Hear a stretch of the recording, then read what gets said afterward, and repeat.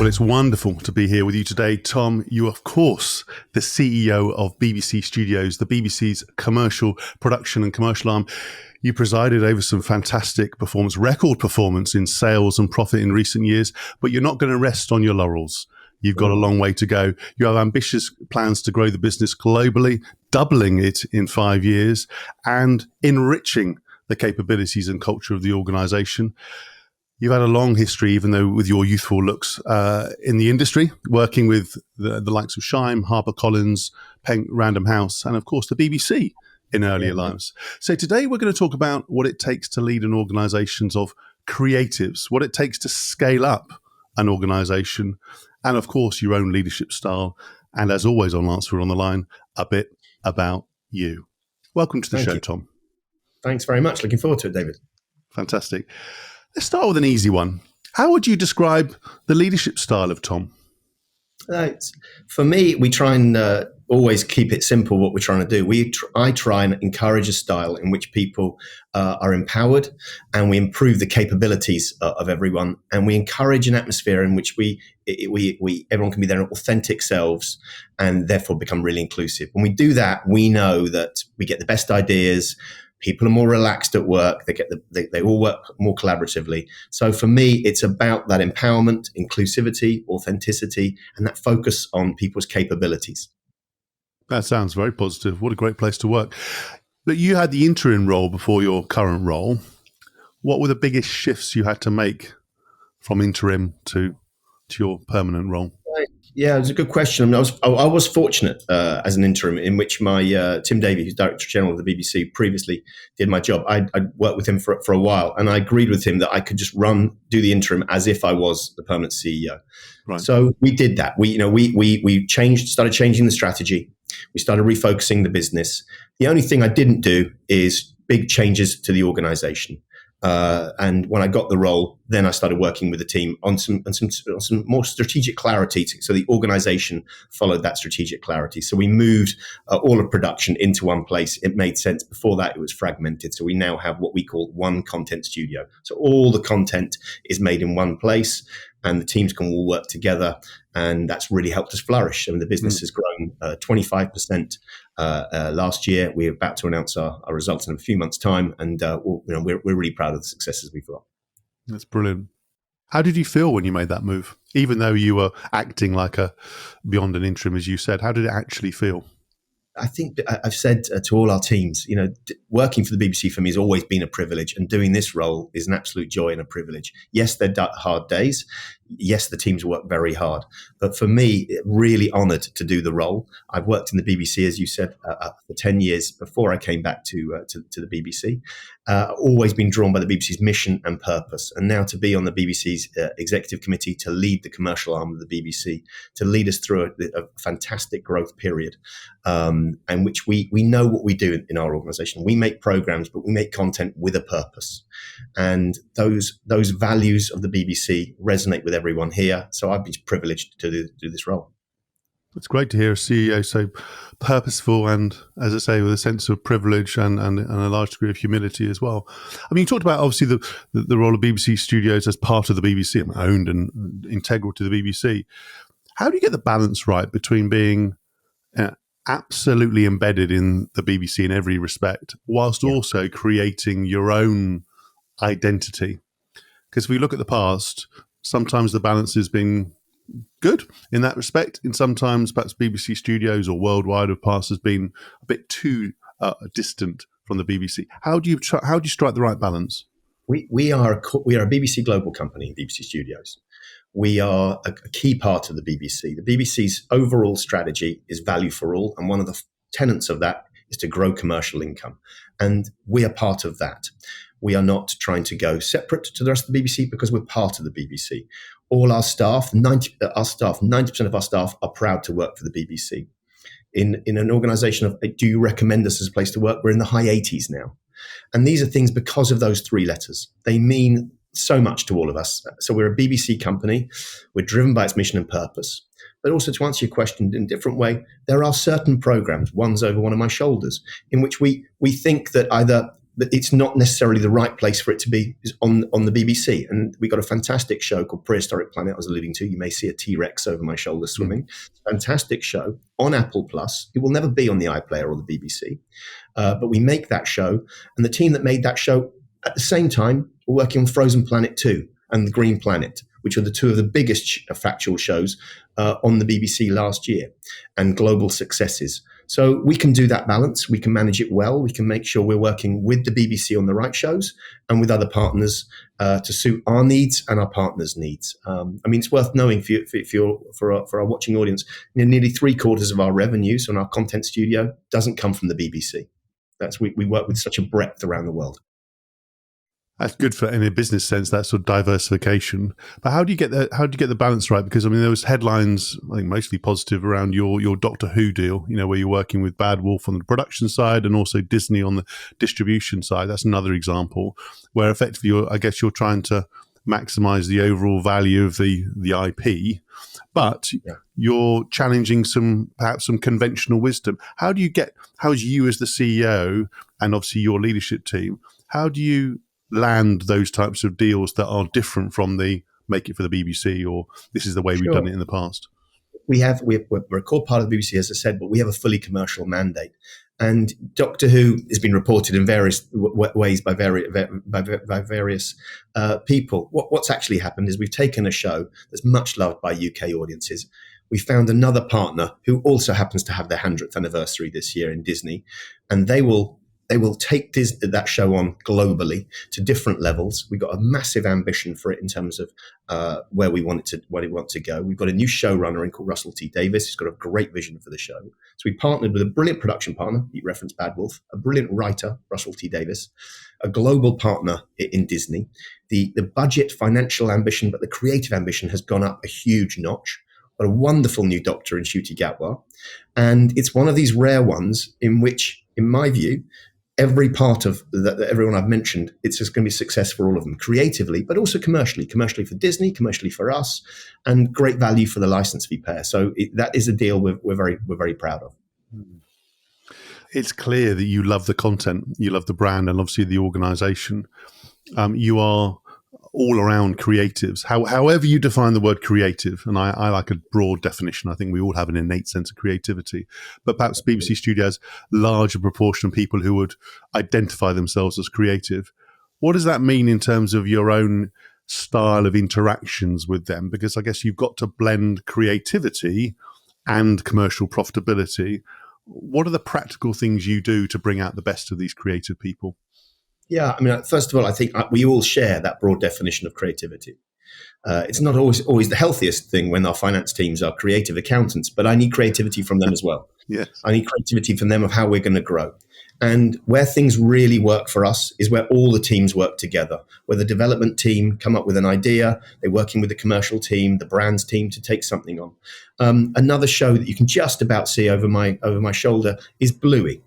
Bluey is a wonderful example of that. Bluey is written by an amazing writer called Joe Brum out of Australia in Brisbane, and the studio in Australia developed that for the ABC. Our teams went in early and bought the rights for that.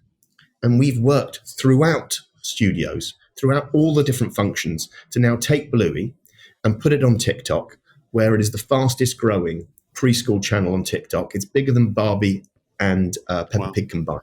Wow. And growing phenomenally around the world.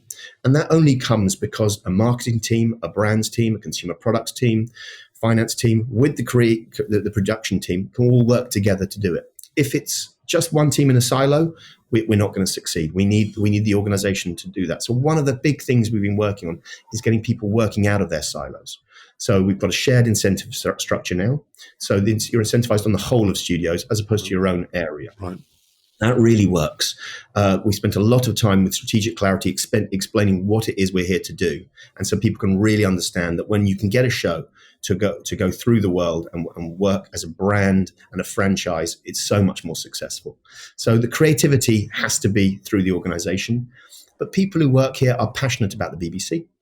and they're passionate about our programming. And everybody, in their own lives, enjoys watching our shows or enjoys just watching fantastic, high quality television in general. So when you come through here, that helps because people they share a love of it.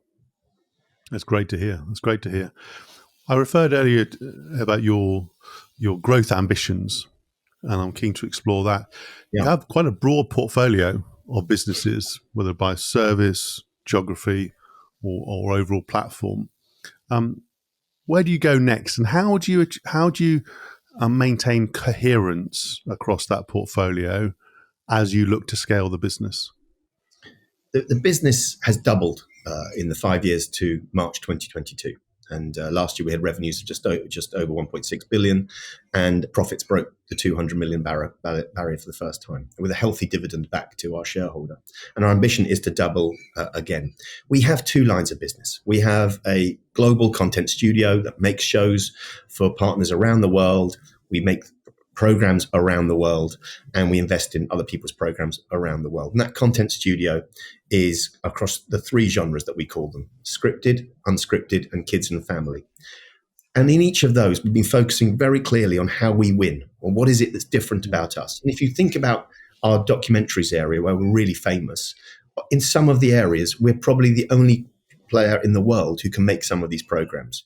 That gives us the ability to work with partners and to retain rights and to be very commercial. In other areas like kids and family, it only came to us on the 1st of April. So in terms of low-hanging fruit, some of that fruit's on the floor to be picked up because we've never made a show for anybody else. Right. And in our scripted area, we know how we win. We know what we're known for. There's quirky British sci-fi shows. Think different shows that might be thrillers: Happy Valley, Killing Eve, Doctor Who. They are unique. They've got a sense of Britishness. So we know exactly how we're growing. We've got the strongest pipeline we've ever had, and we're attracting talent. There's a reason we focus on the culture, because people are coming to us to do their creative best.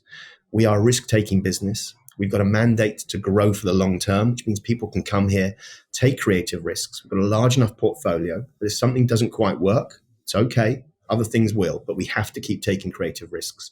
So that content studio is growing very fast. It grew 25% last year. Great. And then we have another business, which is in channels and streaming. And some of those channels are in the UK, and we have streaming businesses around the world, and we have a joint venture called BritBox. And again, that's taking things that are often BBC branded and using that BBC brand to grow. The BBC in North America is the most trusted news brand there is. So one of the things we can do is, how do we now really take that news brand, the most trusted brand, with the US election coming up, and how can we make sure that we have more personalized or localized experience for people, let's say, in North America, to grow that. So we've got very clear views on how we look at it. Yes, there are different people in different territories, different people running different parts of our business, but really they're two businesses, and we're very clear what each part is doing. I love that simplicity because, again, in previous corporate lives, studios and worldwide was probably considered about 8, 10, 12 different businesses, whereas you describe it as two, with obviously elements within them. I mean, partnerships is a big aspect of your business, yet partnerships are really hard to do. Most fail. I mean, fail not in terms of day-to-day work, but in terms of delivering more value. How do you get your partnerships to work? We've got a lot of experience at it. We've had some experience of partnerships that haven't worked. That also gives you other bits of experience. For us, we know we're driven by the BBC's mission and purpose. So if we look at partners, let's make sure we've got the high quality threshold. So when we work with one of our biggest customers is HBO, and we've got a show called Rain Dogs that we're making for their BBC and for HBO at the moment. We share that strength of quality, that high bar of quality that HBO customers around the world know, and that BBC customers know. Disney Plus, when we work with them, there's a standard of quality there. So we really choose our partners very carefully. So selection is a really important part. It's very important. We have bought 7 production companies in the UK and 1 outside of the UK. And the first thing we look at there is cultural fit. Are we all going to get along? We're in it for the long haul here. It's not a short-term play. Do we all get along? Do we enjoy each other's company? Do we enjoy each other's way of working and how we take creative risks? Yes, we assume at that point, because there's a very high bar to coming in, that they are creatively brilliant. But once we've got to that place, before we look at the commercials, it's do we get along and is there a good cultural fit? So culture before commercials in a way. And we start with that. Once we do that, then we know we can get the commercial bits to work. But that is the first bit for us. There will be other players in the market who will pay more than us on certain companies, and that's absolutely fine if that works for their business. But for us, we're so proud of the 7 businesses we bought. The last one was called Voltage Films. You might know them for Greg Wallace Inside the Factory, and they are giving us a different breadth to what we've got. And we the 2 guys who run that, we know well. And it's, I'm very fortunate to have a chairman called Damon Buffini, a very experienced businessman. And, as he says to me often, he says, I really like investing in businesses that we already know well. And we had a deep relationship with them already. Yes. And it's just, when you do that, it actually, life becomes a lot simpler. Culture's been a topic that you've talked about a lot already. And I know from our work together, that's important to you. How do you evolve the culture at scale? Because it's one thing for you to have a view on culture and the leadership, the team that you've already changed and restructured and refreshed. It's quite another to evolve a culture across the organization, especially with all the geography. So how do you do it? How do you evolve such a inclusive, diverse, high-performing culture? We've broken things down in strands and to really focus on things. One of the key areas we've been looking at, so I said right at the beginning, talking about empowerment and capability. In empowerment, it's working with all the teams via staff surveys. And okay, what are the things in which people? What are the areas where everybody wants to feel empowered on? I can assume with my top leadership team, certain areas. A classic one in many organizations is the expense policy. So we'll test and do pilots in areas where, let's say, there is no expense policy. Use your common sense with our values of where we're going to, and we're piloting there. But we'll ask the teams around that. On capabilities, we're spending a lot of time with staff on improving their capabilities with leadership training, with managerial training, with a toolkit to help all managers so they can be the best leaders for their staff, sharing best practices, whether it's welcome breakfast for new joiners, exit interviews when people leave. So there's a lot of work there. And then another key facet of culture for us is that inclusion and authenticity. And that's really come down to us as leaders. I spent a lot of time, and it was much easier on Zoom, I think, David, to talk to 5,000 people. But to do it without seeing them, when you're talking to a screen, you could be actually much more open about your experiences, what you were thinking about various things in the world which were happening, where it was post George Floyd's murder. And at that point there, I remember talking to the organization about how I was feeling. And people sharing their vulnerabilities, their authenticity at that point, it struck a chord with our teams. And I shared more about my own personal background. And what was interesting at that point is the staff, not through us being asked, they started sharing their own stories with each other on videos they recorded. And that went viral around the organization. We called This Is Me. And therefore, what we found is people were sharing their own experiences. We then asked them to tell us things about their protected characteristics. And what was astonishing is in the UK, 95% of our staff share their protected characteristics with us. That is astonishingly high. That's astonishingly good. That's very, very high. So for us, it is about sharing vulnerability as leaders and then asking our staff if they would like to do the same in a safe environment where they feel safe. And that's really how we've been going about it. But it doesn't stop. We're spending a lot of time now on performance and what performance means. We have historically, we now realize, been really focused on outputs, but we haven't been focused on performance and the process, and performance being, the things that one needs to do to get the right outcomes, as you and I have discussed. And we're spending a lot of time now getting the right goals to drive that performance. And I don't think we're there yet. I think this is the first year in which we're really going to try and learn that. I mean, you've done a lot of work already, and you're already seeing the results. And to have those types of conversations, I mean, it's incredibly powerful, incredibly powerful. I know you're very driven. You have a lot of energy. How do you get the pacing right? I think, people often have that classic interview question of what's your biggest mistake, and for me, it has often been about pace. I like driving things forward. So listening to staff has been key.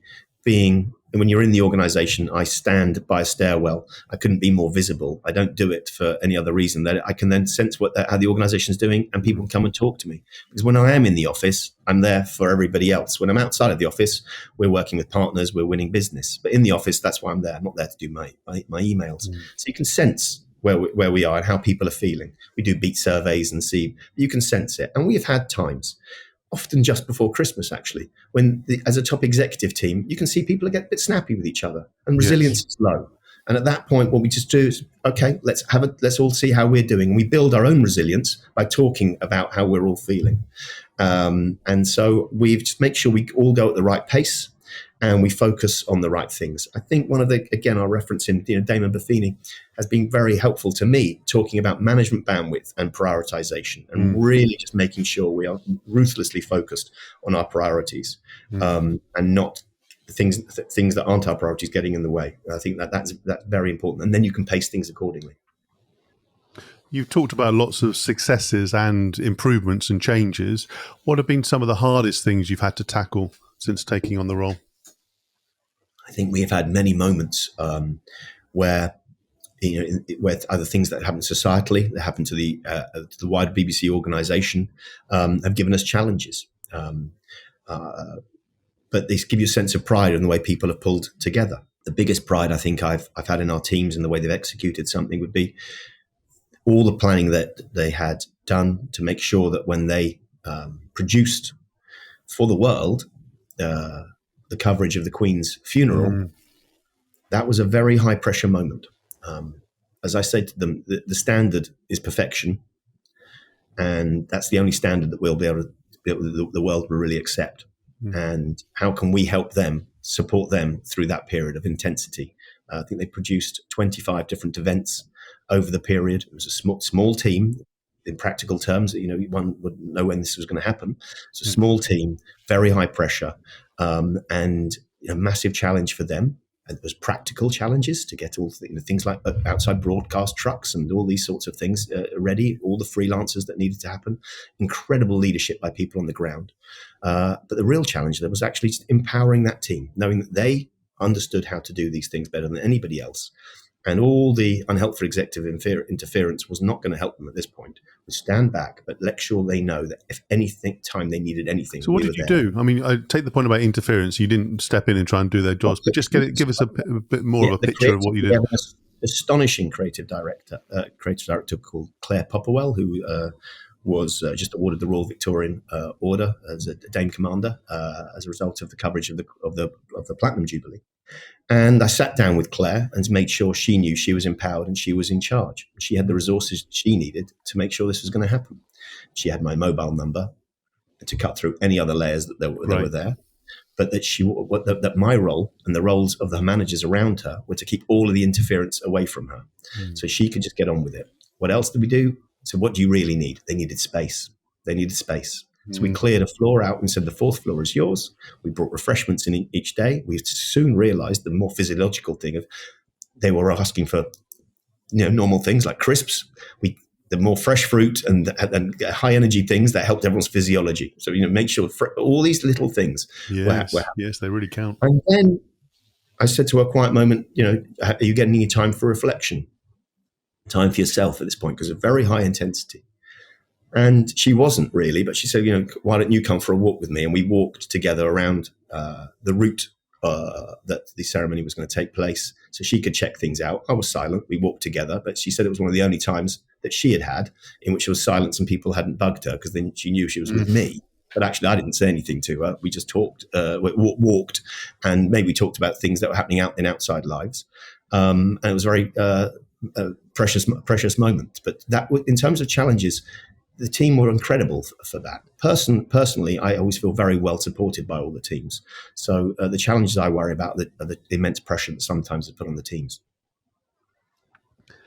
Giving people the space to do their best work sounds very simple, but often the urge to intervene or to get involved or to roll your sleeves up gets in the way. So your self-control in that situation, even being silent, says a lot about your leadership style and the trust you invest in people. I think, David, you have to, before you do that, make sure you've got a rigorous process to make sure you understand the standards of your team. Yes. So their experiences, in someone like Claire Popperwell, we already knew she was the best in the business.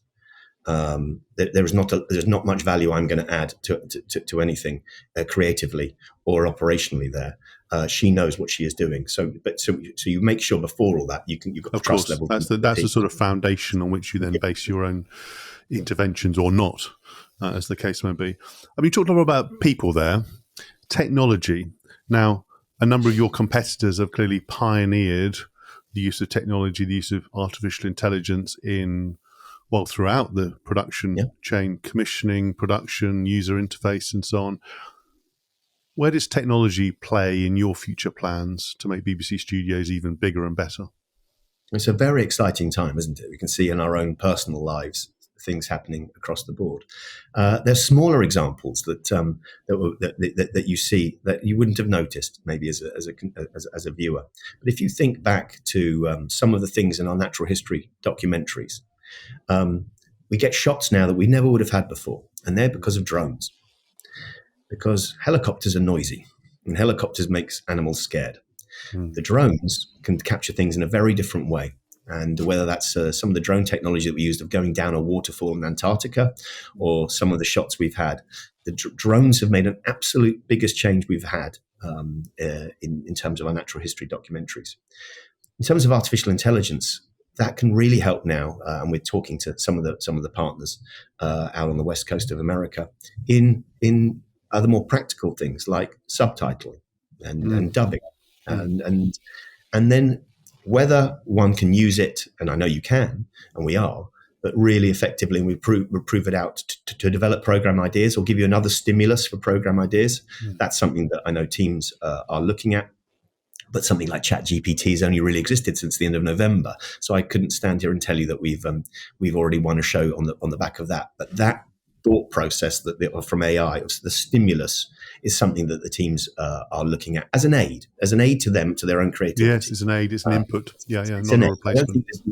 I don't think you'll get it being a necessary substitute, because their own sense and their own ideas are important. But it's an aid, and sometimes can be a stimulus. Fantastic. How does Tom keep fresh? How do you keep fresh and, if you like, attuned to developments, trends, disruptions? What do you do practically to keep fresh? I'm very fortunate in that I can learn from my predecessor, the group CEO of the BBC, the Director General, Tim Davie, who spent a lot of time out of the office looking at things, spending time thinking. And so I've learned from him in doing that. I enjoy my time on the West Coast. I find it a very liberating culture. I find it very energizing by the way they think. And I think it's very important to be out in the market, externally, understanding what's going on, meeting the likes of yourself, David, if I could say so, and other not as good minds out there who can give you stimulus, give you articles, give you parallels from other industries. TV can be very much into TV. You mentioned other things I've done. I've worked in book publishers, and it's given me a different way of thinking of how other industries, other areas have worked. I do like technology, so I can meet a lot of technology partners as well. So I think getting out is crucial. Enjoying watching television and understanding what you're watching. Being a consumer, being a viewer. Yeah. Well, being a viewer, my son said to me something the other day. He said, "Dad, did you realize on that last show, that tracking shot lasted 90 seconds?" I said, I didn't. I was too into it. He said, "Let's watch it again." And so, it's interesting. So, he is obviously noticing that, and he has a far more creative feel than I do. So I'm going to learn a lot from him, frankly. I'm very proud of that learning mindset, that growth mindset is absolutely critical. And it's great that you're into the product, because quite a few executives in TV and elsewhere, if you actually talk about their own products and others, it's sort of, not sure they really are immersed as much as they should be. But I was that child who would happily sit in front of the test card waiting for something to turn on. Many of your viewers and listeners will probably be too young to know what I'm talking about. But in the days what you're talking about, Tom. I'm clearly too young for that. And then 4 channels. This was a thing. And let's talk about you a bit. What or whom sustains you as the CEO, as the leader? I think I am a BBC person. I've always enjoyed television. I've always, as a child, watched Blue Peter, Grange Hill, BBC shows. When I was about 7, my father brought me into this building that I'm in now to go and watch Grange Hill being recorded. If you told me, 45 years later, I'd be still working in this building, I would think you're mad. So I'm very driven by BBC's ethos, by its mission, by its purpose. I think to inform, educate, and entertain, it really resonates with me. I get my energy from being around the people in this building. I think lockdown was hard for many of us. I realized at that point how much I miss and valued that interaction. And I think many of us can remember that. But I also enjoy my time away from the office and my time by myself, my time with my family. I think that's very important to recharge. And I've just had a few days away with my wife, and that restorative, being away from the office, you come back with fresh ideas. Yes. So I need that balance. I also, I know if I'm feeling tired, and so I plan my diary accordingly. I try and look at the icebergs, and I've learned from them. As an individual, I don't go out in the evening. In our business, you could go to premieres and awards pretty much every night. I choose not to do that. We have a brilliant team who are very good at doing that. I know that I'm better going home, having that relaxing time, and actually watching our shows. That's very good. You're making some clear choices about how you lead your life in order to perform at your best. And then at a deeper level, what impact do you want to have on the world around you?